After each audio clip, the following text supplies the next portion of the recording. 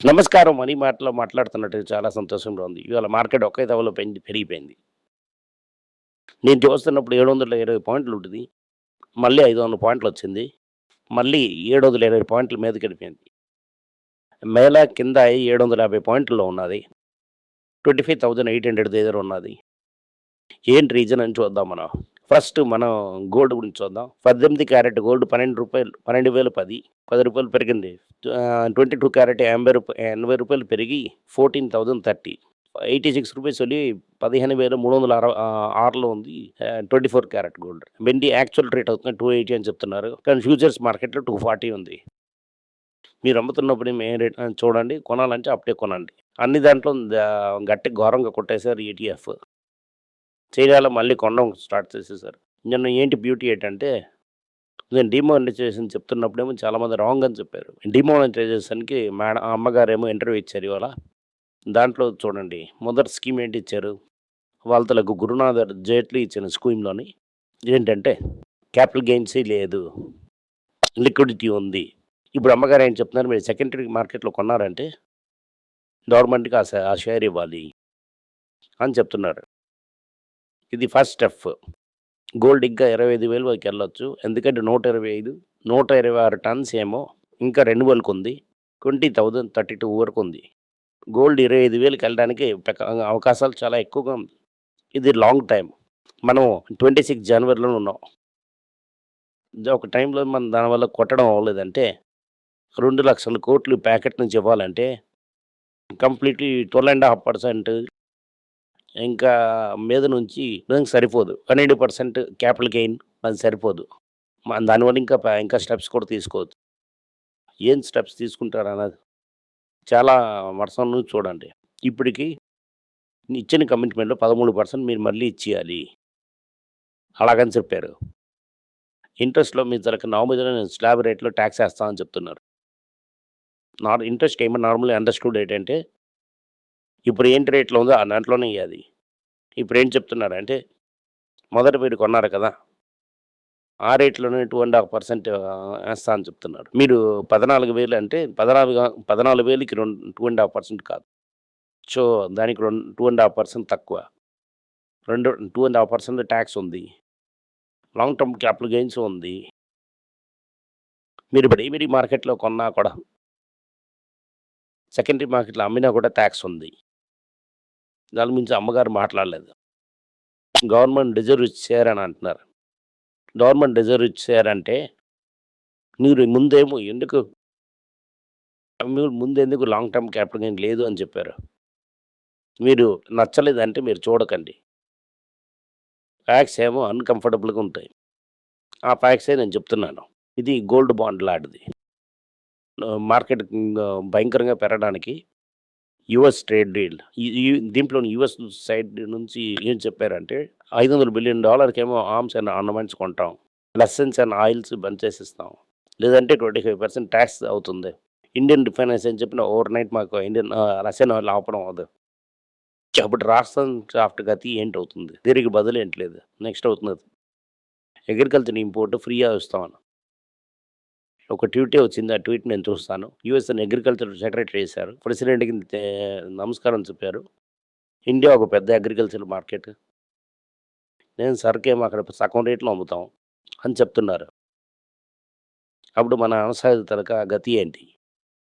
ఏంటో ఒప్పుకుంటున్నారు. ఒక ప్రాబ్లమ్ రావచ్చు. అదంతా చూడకుండా 18% టాక్స్ ఎంతన టెక్స్‌టైల్స్, స్లిమ్ ఎక్స్‌పోర్ట్ చేస్తున్న సేల్స్ అండి భయంకరంగా పెరిగింది. అదానికి క్లీన్ చిట్ దొరికినట్టుగా 13% అదాని స్టాక్స్ పెరిగింది. మిగతా అంతా 3, 4% పెరిగింది. దీంట్లో ఏంటి తెలియాలి? నాకేంటి తెలియాలంటే ఏమైనా రష్యన్ ఆయిల్ ఎప్పుడు ఆపుతాం? రాషన్ సాఫ్ట్ ఎడ్ చేస్తాం. నేను 25% టాక్స్ దాంట్లో డిపెండెంట్. అగ్రికల్చర్‌లో ఏంటి ఒప్పుకున్నాం? ఏదంతా దాంట్లో ఇంపోర్ట్ చేస్తాం. పాలు ఇంపోర్ట్ చేద్దాం. చికెన్ లెగ్స్ ఇంపోర్ట్ చేస్తాం. అదంతా మనం క్లియర్‌గా తెలుసుకోను. దీనివల్ల డీటెయిల్సే ఇవ్వకుండా విన్ అని చెప్పడం అన్నది తప్పు. నేను ఒప్పుకుంటున్నా, నేను ఒప్పుకోలేదన్నది అర్థం లేదు. మార్కెట్‌లో ఏంటి వస్తుందో దాని నుంచి మనం గేమ్ చేయాలి. సో మీరు అగ్రికల్చర్‌లో ఫ్రీగా ఇస్తారంటే, అగ్రికల్చర్ రిలేటెడ్ స్టాక్స్ దెబ్బతోలుతుంది. అలాగే ఏంటి కొంటారన్నది రఫేల్ పైనే కొన్ని ఇంకా స్టార్ట్ అవ్వలేదు. అదికి ముందే ఒక ఎయిర్‌క్రాఫ్ట్ కొంటా అంటున్నారు. ఏం చేస్తారు? ఎక్కడి నుంచి డబ్బులొస్తుందని క్లియర్‌గా ఎప్పుడు కొంటారు? అది క్లియర్‌గా చెప్పాలి. నెక్స్ట్ అవుతున్నారు. ఇండియా బడ్జెట్‌లో ఒక నాకు గుడ్ న్యూస్ వచ్చింది. ఇప్పుడు దుబాయ్ నుంచి వచ్చారంటే, ఒక మనిషికి ఒకసారి 40 గ్రామ్స్ తీసుకొనొచ్చు. ఏ రేట్ ఉన్నా కూడా తేవచ్చు. అలాగని చెప్పేశారు. బ్రోకర్ ఒక బాడీ అని ఎలాగంటే, అసోసియేషన్ ఆఫ్ బ్రోకర్స్ ఏం చెప్తున్నారంటే, మంగత ఆడితే నాకు డబ్బులు. దానివల్ల మంగత ఆడడానికి ఒప్పుకోవాలి. ఎస్టీటీ హైక్‌ని రోల్ బ్యాక్ చేయండి. అలాగని చెప్తున్నారు. సో, మంగత ఆడదాం అండి. ఎలాగా అని చూడాలి. నెక్స్ట్ టాటా కంపెనీకెళ్తే అదొక లాస్ వైడెన్ అయింది. ఎందుకంటే సోడియం బైకార్బోనేట్ ప్రైస్ ఇప్పటికి ఇంక్రీజ్ అవ్వలేదు. స్టాప్ అలాగా రేట్ ఇంకా పడుతుంది. ఏథర్ ఎనర్జీ ఏమో లాస్ ఏమో 85 క్రోర్స్ చేశారు. సేల్స్ భయంకరంగా పెరిగింది. రెవెన్యూ కూడా చాలా భయంకరంగా పెరిగింది. ఈవీ కార్ సేల్స్ మారుతి ఇండియాలో ఇంప్రూవ్ అయింది. మారుతి అండ్ విన్‌ఫాస్ట్ మార్కెట్‌లో దించారు వాళ్ళ స్టాక్‌ని. ప్రేమ్‌జీ ఏం చేశారంటే, వాళ్ళ తనకి ఫ్యామిలీ ఆఫీస్‌తోను భారత్ ఫోర్జ్ కంపెనీలోని 23% కొన్నారు. ఫస్ట్ న్యూస్ జీఎస్టీ తెలక ఫ్రంట్ అప్ డిమాండ్ తగ్గించిందన్నది రాయల్ ఎన్‌ఫీల్డ్‌లో వస్తున్నది. 14% జనవరి సేల్స్ 14 అనేది ఒక మంచి నంబర్. మిగతా నంబర్ అని చూస్తున్నప్పుడు ఇది తక్కువగా తెలుస్తున్నది. అశోక్ లేలాండ్ 25% మీద సేల్స్ పెరిగింది. సేల్స్ పెరిగిందంటున్నారు. టాటా మోటార్స్ కూడా సేల్స్ పెరిగిందంటున్నారు. దాని తర్వాత ఏం చేస్తున్నారట? ఓకే. నేను ట్రంప్ అని చెప్తున్నాను. నేను హౌస్‌తో మాట్లాడేసాను. ఈ పార్సెల్ సెట్ డౌను రిటర్న్ తీసుకుంటారు అని చెప్తున్నారు. ఇలాన్ మస్క్ ఏం చెప్తున్నారంటే, ఏఐ గార్డ్‌కి ఫేస్‌ఎక్స్ మెర్జ్ చేసి 1.25 ఈ వాల్యుయేషన్ అని చెప్తున్నారు. ఇది వస్తుందా? రాదా? నాకు తెలీదు. నీకు చాలా టైం చెప్పాను బిట్‌కాయిన్‌లో వచ్చే ప్రాబ్లమ్ అని. ఈ బిట్‌కాయిన్ ఏమో కరెక్ట్ ఐటెమ్ నంబర్ 1 అయింది. అవుతుంది అదే ఫస్ట్ వచ్చింది. బిట్‌కాయినే ఈ గతి అంటే నోట్లో తిప్పలేని మా కాయిన్స్ అన్నీ ఏంటని చూడండి. నేను చాలా కాయిన్స్ ఏమో ఇండియాలో, తమిళనాడులో తిరుగుతూనే ఉంది. ఇక్కడ అంతలకు సంప్ 200 బిలియన్ మార్కెట్ వాల్యూస్ నుంచి ఎగిరింది. వాడకదని చెప్తున్నారంటే ఇప్పుడు నేను దానికన్నా అప్పులు తీర్చాలి. మేము డాటా క్లౌడ్‌లో వెళ్తాం. దీనికి కాస్ట్ తేవాలంటే ఏం చేయాలంటే 20,000 నుండి 30,000 పీపుల్‌ని జాబుల్ని బలి తీసుకుంటాం అని చెప్తున్నారు. ఓకే. అలాగంటే 30,000 మందిని ప్రపంచం అంతా టాటా ఇక మీద నుంచి రావాల్సింది లేదు. అలాగని చెప్తారని అనుకుంటున్నాను అని చెప్తున్నారు. ఓవరాల్‌గా చూసామంటే ఇప్పుడు అవుతున్నది ఇదే అవుతున్నది. ఇప్పటి వరకు న్యూస్ అది. ఇంకో న్యూస్ ఏంటంటే కాథలిక్ సివిలియన్ తాలూకా ప్రాఫిటబిలిటీ ఒకే లెవెల్‌లో తగ్గింది. ఏం కాథలిక్ సిరియన్ బ్యాంక్‌లో ప్రాఫిటబిలిటీ తగ్గిందంటే ఎందుకంటే వాళ్ళ తాలూకా కాసా ప్రాబ్లమ్. ప్రాబ్లమ్ అంటే కాసా అంటే current account and saving account problem. ఇప్పుడేమో బల్క్ డిపాజిట్స్ యూజ్ చేయడం వల్ల కాస్ట్ ఎక్కువగా అవ్వడం వల్ల నెట్ ఇంట్రెస్ట్ మార్జిన్ తగ్గి ప్రాఫిట్స్ తగ్గింది. ఎందుకు ఇది హైలైట్ చేశారు మార్నింగ్ కాంటెస్ట్‌లో. ఈ బడ్జెట్‌లో డిపాజిట్‌లు డబుల్ వేయడానికి ఇంకా ఊపొస్తుంది అని చెప్పారు. ఇప్పటివరకు ఏంటి లేదు అది ఆడితేటి. అలాగంటే ఎప్పుడంటే బ్యాంక్‌లో వేసిన డబ్బులు తగ్గుతుంది. దీనివల్ల బ్యాంక్ డిపాజిట్ తగ్గుతుంది. అది క్రెడిట్ కూడా ఎఫెక్ట్ చేస్తుంది. క్యాథలిక్ సిరియన్ బ్యాంక్ అవుతాం విత్ జస్ట్ ఎగ్జాంపుల్. ఇది అవుతున్నది ఇవాళ వరకు న్యూస్. ఇంకో బ్లూంబర్గ్‌లో ఒక ఆర్టికల్ వచ్చింది. ఇండియా ఏమో 15,00,000 క్రోర్స్ ఏమో గవర్నమెంట్ అప్పు తీసుకుంటున్నదని మార్కెట్‌లో ప్రెషర్ వస్తుంది. బాండ్ ఈల్డ్ పెరుగుతుంది. దానివల్ల రిజర్వ్ బ్యాంక్ ఏమో నోట్ తీసుకొని కొంచెం పోర్షన్ ఉంచాలి. అలాగని చెప్తున్నారు. బేసికల్లీ ఏంటంటే మనీ క్రియేట్ చేస్తున్నారు బాండ్ కొనడానికి. ఇండియాలో డెఫినెట్‌లీ నిత్యావసర రేట్లు పెరుగుతాయి. ఇది అవుతున్నది బడ్జెట్‌లో హిడెన్ అజెండా అది.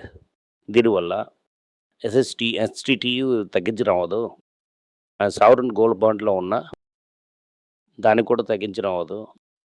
ఎల్‌టిసిజి కూడా తగ్గించడం అవ్వదు. ఏంటయిందంటే రూ. 12,00,000 ఎగ్జామ్షన్ ఇచ్చిన దాంట్లో టాక్స్ బయాన్సీ ఉంటుందని అనుకున్నారు. అనుకున్నంత వరకు ఇన్‌కమ్ టాక్స్ కలెక్ట్ అవ్వలేదు.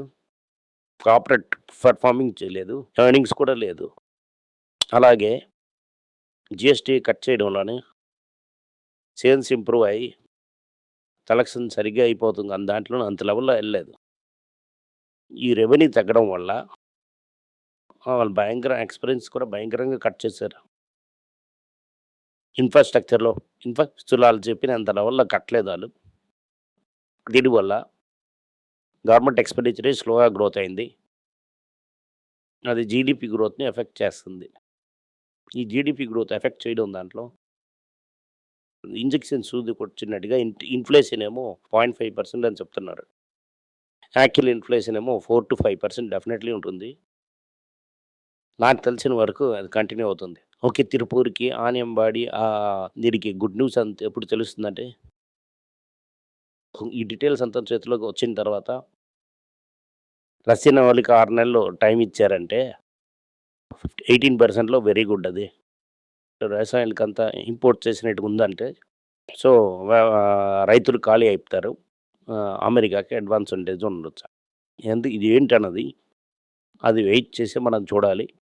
Thank you. నమస్కారం. మీకు సందేహాలు ఉండి మీరు నాతో కాంటాక్ట్ చేయాలనుకుంటున్నారంటే స్క్రీన్‌లో కనిపిస్తున్న మెయిల్ ఐడీకి మీరు మెసేజ్ చేయండి. మా తలక టీమ్ మీకు కాంటాక్ట్ చేస్తారు.